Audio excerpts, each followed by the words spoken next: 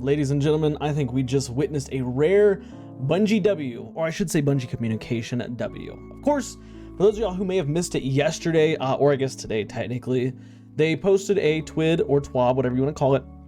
A lot of changes, a lot of information, stuff like that. I actually first got wind of this last night after I made yesterday's video, blah, blah, blah. And it was basically I saw it on Reddit, right? I know, I'm a savage, right? I use Reddit, but I saw it on Reddit. And somebody, or the Destiny 2 dev team, the official Destiny 2 team posted on Reddit, and they just talked about a bunch of stuff that I was genuinely shocked to see them talk about this early on in the season.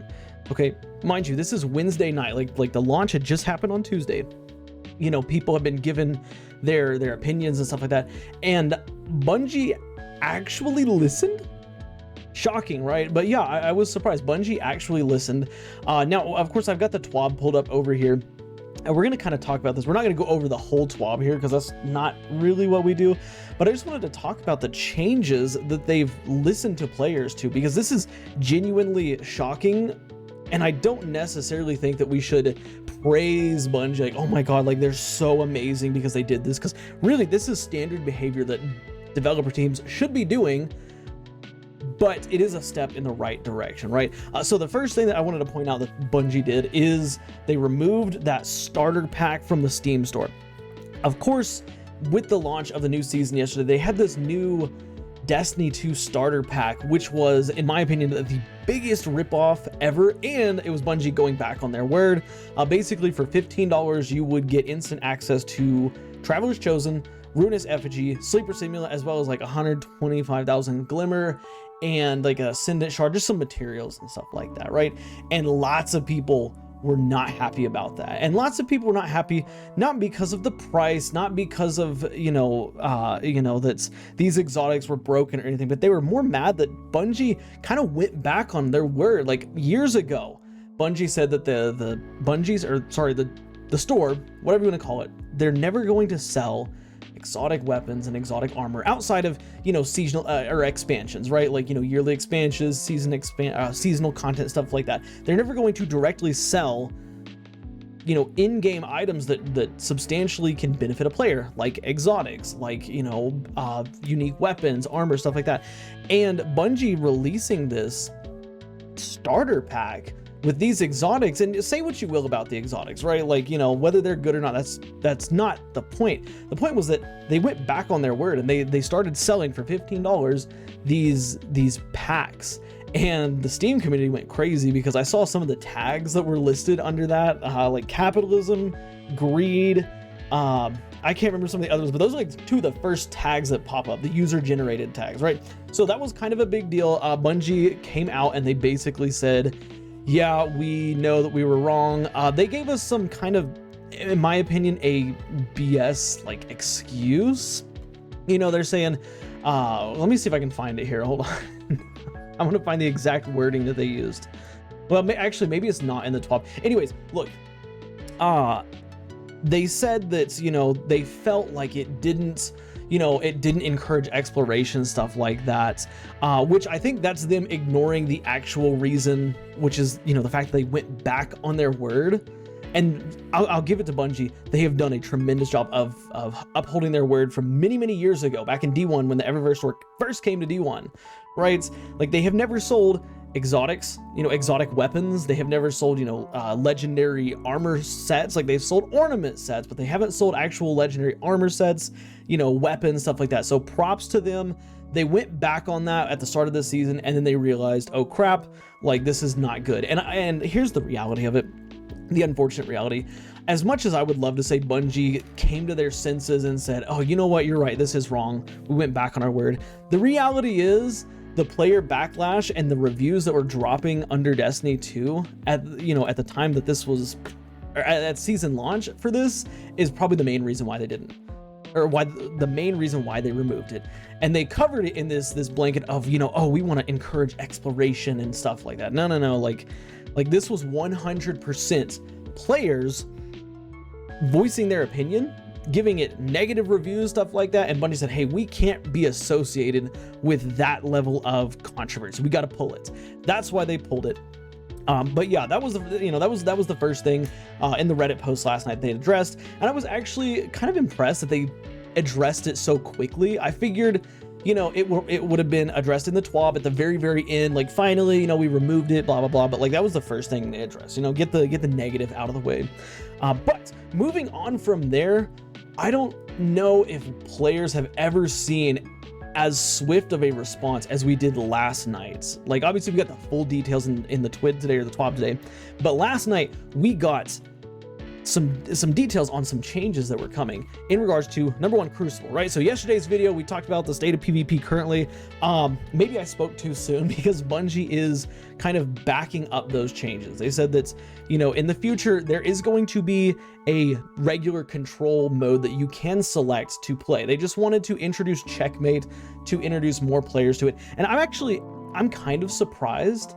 A couple weeks ago, or a couple months ago, I guess, when we talked about Checkmate, we gave it high praises, stuff like that, because there were still changes coming to it and stuff. But overall, it seems like Checkmate is not well received in the community, right? And if you don't like Checkmate, I know that a lot of y'all left comments on yesterday's video talking about why you didn't like Checkmate. I want to hear the reasons why you don't like Checkmate, because I'd like to compile a list of the reasons why you don't like Checkmate, and I would also like to compile a list of reasons why you do like Checkmate. So leave your pros, cons of Checkmates down in the comments. But with that being said, Bungie did say that they are basically changing it so that control will be a selectable mode, while modifiers like Sparrow control are featured. What I'm basically understanding this to mean is that you will still be able to play regular control anytime you want. Not Checkmate, not Sparrow control, just standard control. You'll still be able to select it. And again, the reason they did this initially is because they wanted to open Checkmate to a broader audience. I totally get it. I totally understand it. But at the same time, especially with the state of how it is, and the amount of, gunfights that are hand cannons, which I get it, like the submachine gun meta of standard Crucible is not fun either, right? Like it's not fun to constantly run into, an immortal spammer, because I know we all have our fair shares of that, but at least in the current meta, like you can combat like an immortal with a sidearm, right? Or with a hand cannon. In the current Checkmate mode, like hand cannons, they're uncontested. Like I was using Thorn after I got the catalyst, and I'm shooting people through flinch, like on controller. Mind you, I play on controller. I'm shooting people through flinch. Okay, now I don't know how it is on MNK, but I know that, flinch and stuff, they're different. And, MNK users will say flinch is worse on MNK, and controller users say flinch is worse on controller. I don't really know. I have not learned the ability to play Destiny on MNK, but look, regardless of that, we're getting off topic here. Regular control is coming back, and again, this is huge news to a lot of you watching. This was huge news to me.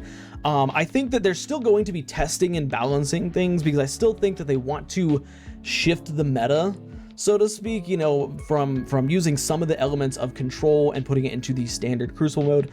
But another thing that they mentioned is that, and this is big too, I know people like Astacross were saying that this is going to be the new meta, or like this is going to be the new thing for Destiny 2. Like Checkmate is going to be the new thing that they're going for.